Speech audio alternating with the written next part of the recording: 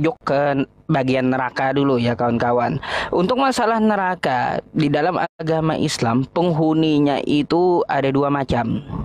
Ada penghuni neraka yang tidak kekal di dalamnya, yaitu adalah orang-orang yang mempunyai iman tetapi imannya tersebut dia sertai dalam kehidupannya dengan dosa-dosa yang besar selain syirik ya teman-teman.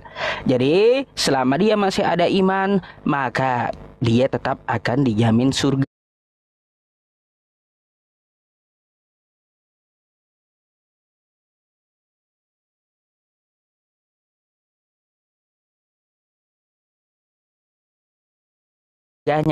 Dan akan dikeluarkan dari neraka setelah dia mendapat syafaat ya teman-teman. Nah, jenis yang kedua penghuninya adalah penghuni yang kekal di dalam neraka jahanam. Ya, intinya di dalam neraka gitu ya. Siapa saja penghuninya, kita dapat melihat dan merujuk ke dalam Al-Quran kita ya kawan-kawan. Quran surah Al-Bayyinah, Quran surat 98 di ayat ke-6 yang berbunyi faqallahu ta'ala a'udzubillahi minasyaitonirrajim innalladzina kafaru min ahlil kitabi wal musyrikina fi nari jahannam khalidina fiha ulaika hum syarrul bariyah. Sesungguhnya orang-orang kafir dan orang-orang musyrik itu mereka akan menghuni neraka jahanam dan mereka kekal selama-lamanya di dalam neraka. Ulaika hum syarrul bariyah, mereka itulah seburuk-buruknya makhluk. Karena selama dia di dunia dia tetap dengan kekufurannya, padahal dia diberikan umur yang panjang untuk bertobat dan diberikan akal untuk mencerna mana Tuhan yang benar, mana yang bukan Tuhan, mana yang kebenaran, mana yang kesalahan. Itu tidak dia cerna selama dia hidup di dunia. Maka konsekuensinya adalah neraka jahanam, kekal selama-lamanya di dalam neraka tersebut. Itu di bagian neraka ya kawan-kawan semuanya. Lalu bagaimana dengan bagian surga? Ya, memang Al-Quran kita ini indah ya teman-teman. Kalau Allah menceritakan tentang surga, pasti bawahnya menceritakan tentang neraka di ayat selanjutnya. Tapi kalau Allah menceritakan tentang neraka duluan, pasti bawahnya diceritakan tentang masalah surga. Siapa penghuni surga? Nah, dapat kita lanjutkan dari ayat Quran surah Al-Bayyinah tadi ya. Salah satu penghuni surga adalah innalladzina al-bariyah. Sesungguhnya orang-orang yang beriman kepada Allah dan mengerjakan amal soleh, mereka itulah penghuni surga. Mereka itu adalah sebaik-baiknya makhluk. Jazaohum inda rabbihim jannatu adnin tajri min tahtihal anhar khalidina fiha abada. Mereka itu mendapat balasan dari Tuhan mereka, yaitu surga yang mengalir di bawahnya sungai-sungai ya kawan-kawan. Dan mereka kekal di dalam surga selama-lamanya dalam rahmat Allah. Kenapa ada kosakata abadi di situ? Karena mereka diliputi oleh rahmat Allah Subhanahu wa taala di dalam surga. Ya. Khalidina fiha abada. Ya, radhiyallahu anhum wa radu'an. Allah ridho kepadanya dan mereka pun penghuni surga ridho kepada Allah. Dzalika liman khasya rabbah. Itulah balasan bagi orang yang takut kepada Tuhannya. Jadi orang yang takut kepada Tuhannya ini, insya Allah dia akan bertakwa, mengerjakan seluruh perintah Tuhan dan menjauhi segala larangannya. Sekilas ya penghuni surga dan penghuni neraka di opening saya menjelaskan tentang masalah itu dengan dalil. Baik, syukran jazakumullah khair.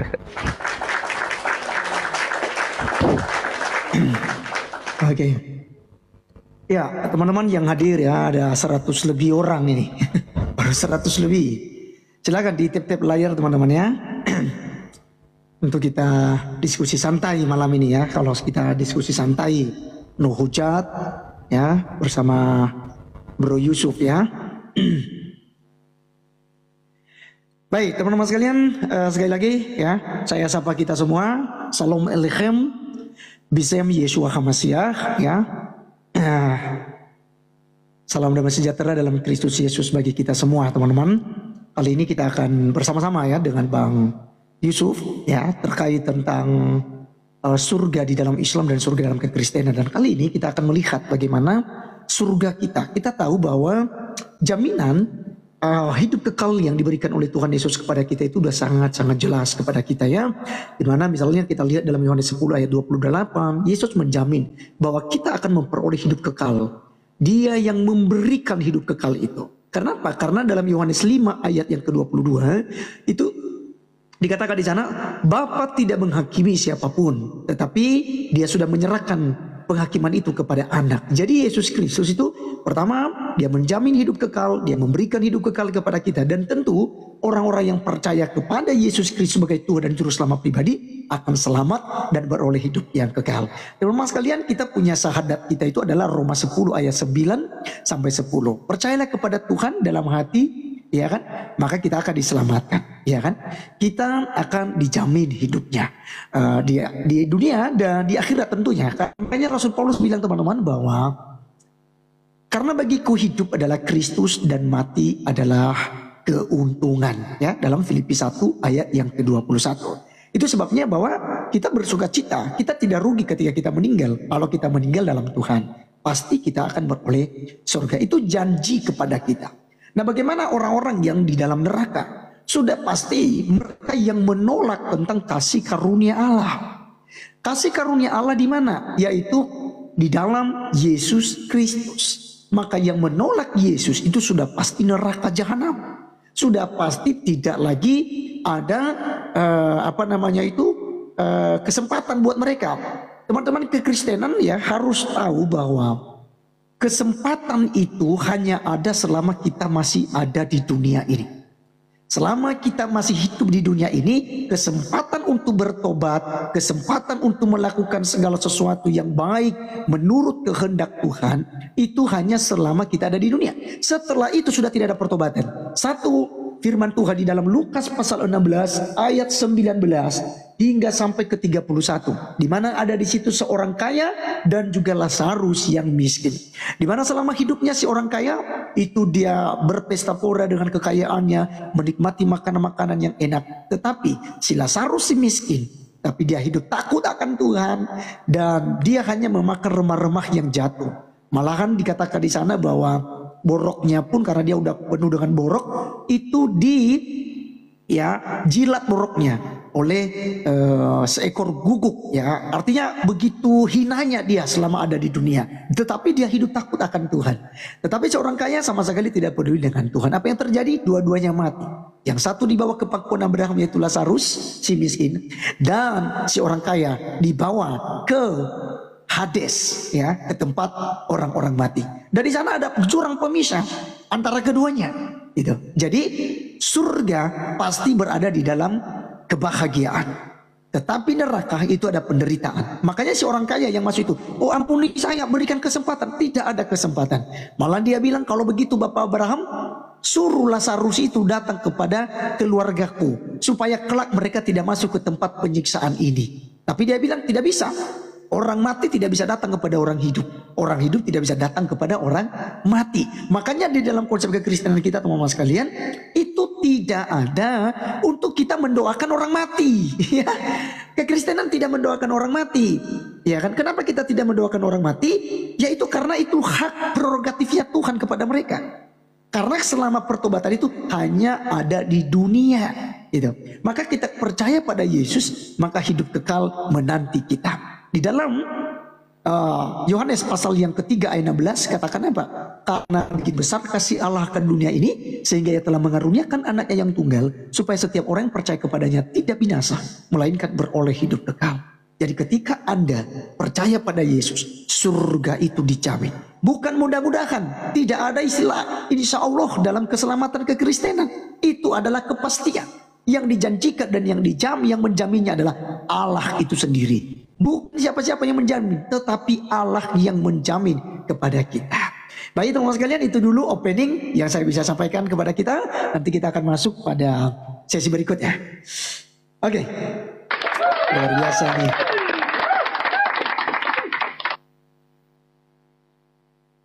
Oke, teman-teman, menarik ya. Ya, kalau saya yang opening duluan teman-teman, ya saya yang hantam duluan ya pasti gitu dengan mencecar pertanyaan ya. Sabar, sabar. Oke. Gas teman-teman. Oke ya teman-teman, itulah prolog opening dari kawan kita yaitu Arif ya.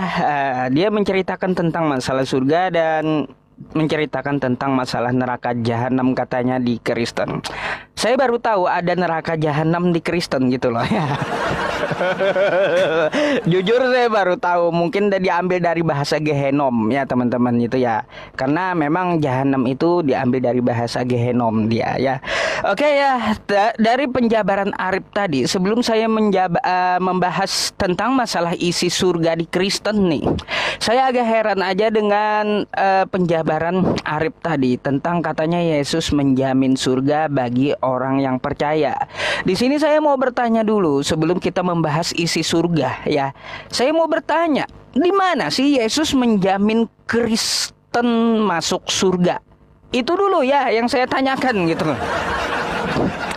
Coba tunjukkan satu dalil sama saya. Kata Yesus, aku menjamin Kristen masuk surga. Kan kayak gitu. Nah, jikapun itu sudah dijawab oleh Arif ya, saya mengajukan dua pertanyaan dulu kepada kawan Kristen kita ya teman-teman dari penjelasannya tadi. Pertanyaan yang pertama, sebelum masuk surga di mana dulu Yesus menjamin surga untuk Kristen? Kalau di dalam Islam kan jelas ya, Allah Subhanahu wa taala menjamin orang beriman dan mengerjakan amal soleh dibalas dengan surga sesuai dengan opening saya tadi. Dan Nabi Muhammad SAW menjamin surga untuk umat Islam. Ya, dapat kita lihat ya di dalam hadis, kullu ummati yadkhulunal jannah illa man aba. Semua umat Islam, semua umatku akan masuk surga, kata Rasulullah ya. Nah, jadi hal yang sama ya teman-teman akan kita pertanyakan dulu kepada kawan Kristen kita. Di mana Yesus menjamin Kristen untuk masuk surga? Ya, saya tidak mempertanyakan Yesus menjamin orang percaya. Ya, kalau orang percaya itu saya paham. Bagaimana memperoleh hidup yang kekal, yaitu orang yang percaya kepada Yesus Kristus. Ya, kalau percaya kepada Yesus Kristus sebagai utusan, maka dia akan memberikan hidup yang kekal. Sebagaimana yang berbunyi di dalam Yohanes 17 nomor 3. Inilah hidup yang kekal itu, kata Yesus. Mereka mengenal Engkau satu-satunya Allah yang benar dan mengenal Yesus Kristus yang telah Engkau utus. Jadi Yesus menjamin orang percaya kepada Dia sebagai utusan, bukan sebagai Tuhan.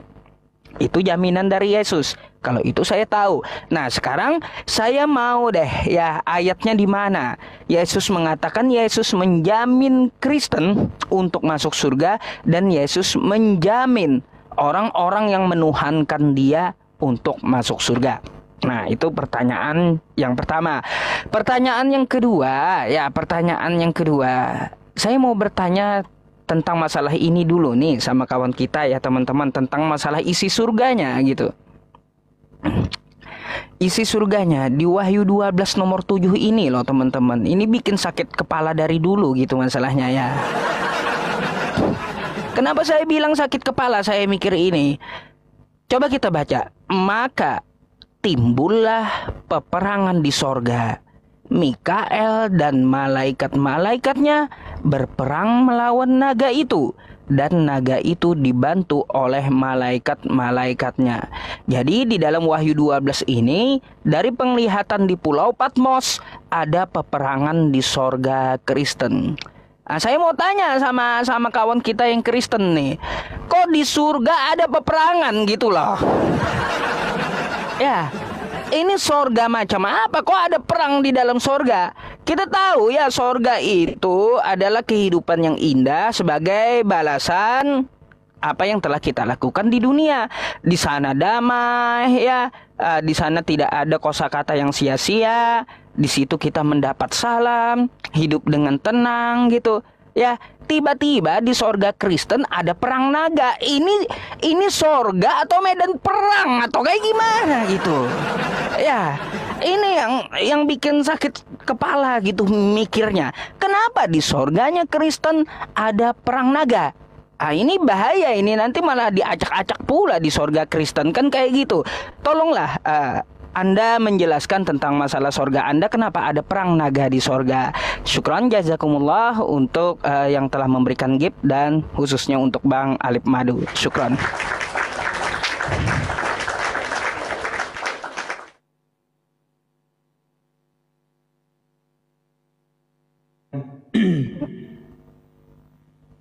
Ntar, belum muncul waktunya, tunggu ya. Dipencetin nih. Oke. Tunggu. Ya, silakan. Oke, baik. Teman-teman sekalian, terima kasih ya untuk tiap-tiap layarnya semua.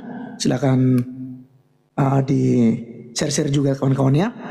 Baik, kali ini kita menanggapi dulu ya apa yang disampaikan oleh Pak Ustadz. Ada dua pertanyaannya, itu di mana Yesus menjamin keselamatan bagi Kristen ya. Nah, jadi saya katakan ya, jawaban pertama adalah bukan hanya Kristen yang dijamin, Bro Yusuf ya. Bukan hanya Kristen saja, tetapi setiap orang yang percaya dikatakan di situ ya. Ya, jadi kalau orang sudah percaya ya sudah pasti menjadi pengikut Kristus ya kan gitu. Nah, keselamatan dan jaminan yang diberikan oleh Tuhan Yesus itu untuk umum ya. Ya, untuk umum, siapapun yang percaya kepadanya itu akan memperoleh hidup kekal itu. Nah, kalau pertanyaanmu di mana Yesus menjamin Kristen, Anda harus tahu dulu ya, bahwa di zaman Yesus itu tidak ada Kristen. Kristen itu baru ada setelah Yesus kembali ke sorga ya kan. Dan baru ada itu pertama kali disebutkan di Antioquia ya kan. Nah, Kristen artinya itu diambil dari kata Kristianos yang artinya pengikut Kristus. Ya kan? Nah, jadi tidak ada kalimat kalau Anda mencari secara literal dalam Alkitab di mana ya Kristen dijamin oleh Yesus Kristus bahwa saya akan memberikan hidup kekal kepada Kristen. Itu tidak akan dapat, teman-teman. Itu tidak akan dapat. Tetapi yang dimasukkan di situ Kristen adalah pengikut Yesus Kristus. Ya kan? Nah, ketika orang menjadi pengikut Yesus Kristus, nah itu tadi dalam Yohanes 10 ayat yang ke-28 itu dia menjamin. Dikatakan, aku akan memberikan hidup kekal kepada mereka dan tidak seorang pun yang dapat mengambil mereka dari tanganku. Ya kan? Lalu Tuhan juga itu menjamin. Kalau tadi Pak Ustadz ya membawa Yohanes 17 ayat yang ketiga, kita melihat lagi di dalam ayat yang kedua sebelum ayat yang ketiga ya, itu sudah dikatakan bahwa Yesus memberikan hidup kekal ya, memberikan hidup kekal artinya percaya kepada Allah dan percaya kepada Yesus ya. Jadi bukan percaya kepada yang lain-lain, dua itu saja. Dia tidak mencantumkan nama yang lain, nabi yang lain, rasul yang lain di situ, tapi khusus dicantumkannya nama Tuhan Yesus Kristus ya. Jadi itu, jadi Pak Ustadz sekali lagi jawaban yang pertama, di mana Yesus menjamin kekristenan. Yesus menjamin Kristen itu pengikut Yesus. Jadi siapapun yang menjadi pengikut Yesus Kristus dijamin hidup yang kekal. Ya, itu tadi ayat Yohanes 10 ayat yang ke-28, Yohanes 3 ayat 16 dan Yohanes 14 ayat 2 dan 3. Ya, itu dan dalilnya. Kemudian tentang Wahyu pasal 12, ya, Wahyu pasal 12, maka timbullah peperangan di surga, Mikael dan malaikat-malaikat berperang melawan naga itu dan naga itu dibantu oleh malaikat-malaikatnya. Kenapa ada peperangan ini? Nah, ini sebenarnya bukan di kemudian, tapi hal ini sudah terjadi yang merupakan emang mula-mula terjadi pemberontakan di surga, yaitu iblis. Nah, naga itu adalah iblis yang menyesatkan Adam. Ya, itu naga. Ya, makanya dikatakan timbullah peperangan di surga, Mikael dan malaikat-malaikatnya melawan naga itu, dan naga itu dibantu oleh malaikatnya. Tapi mereka tidak dapat bertahan, mereka tidak mendapat tempat lagi di surga. Dan naga besar itu, si ular tua yang disebut iblis atau setan yang menyesatkan seluruh dunia, dilemparkan ke bawah, ya, dilemparkan ke bumi bersama-sama dengan malaikat-malaikatnya. Ini sudah terjadi berabad-abad tahun yang lalu. Sebelum dunia dijadikan itu sudah terjadi persoalan itu. Pak Ustadz. Jadi bukan nanti di surga yang akan kami peroleh ke depan ini. Iya kan? Nah, jadi itu jawaban untuk yang kedua, ya itu yang sudah terjadi Pak Ustadz, ya bukan nanti di kemudian, karena iblis sudah dikalahkan, iblis sudah tidak ada di surga, ya kan? Tidak ada naga lagi di surga. Nah sekarang pertanyaan saya kepada Islam satu saja, bahwa kenapa di dalam ini, di dalam Islam, ya itu dikatakan dijamin oleh Tuhan. Tetapi kalau kita melihat di dalam beberapa hadis, ya saya mungkin tidak sempat sebutkan hadisnya karena waktu, dikatakan bahwa Muhammad itu tidak menjamin surga kepada siapapun, gitu loh. Nah, ngapain kita menjadikan dia sebagai junjungan Pak Ustadz Muhammad ini, kalau dia tidak bisa menjamin surga kepada kita, karena dia tidak bisa menjamin keluarganya, anaknya, dia tidak bisa jamin. Ya, nanti saya kasih dalilnya ya di dalam Sahih Muslim. Apa namanya itu 2548. Ya, silakan. Ya, enggak apa-apa. Sudah habis. Anggap dulu syubhat yang dipertanyakan Arif ya. Oke teman-teman, ada sebuah pertanyaan yang diajukan kepada kita ya, katanya Nabi Muhammad SAW itu tidak bisa menjamin anaknya dan keluarganya, tidak menjamin anak dan keluarga. Saya buka dulu hadisnya ya. Nih, hadis yang dibawakan oleh Arif Gulo tersebut. Baik, teman-teman semuanya. Nih ya. Ini adalah hadis yang dipertanyakan oleh Arif ya. Wahai golongan orang Quraisy, peliharalah diri karena aku tidak dapat sedikit pun di hadapan Allah. Karena aku tidak dapat ya.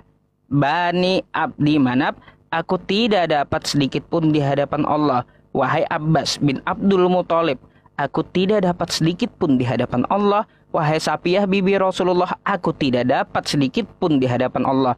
Wahai Fatimah putri Muhammad, mintalah kepadaku apa saja yang kamu mau dari hartaku. Sungguh aku tidak dapat sedikit pun di hadapan Allah. Ya, jadi katanya di sini Nabi Muhammad tidak bisa menjamin anak dan keluarganya untuk masuk surga.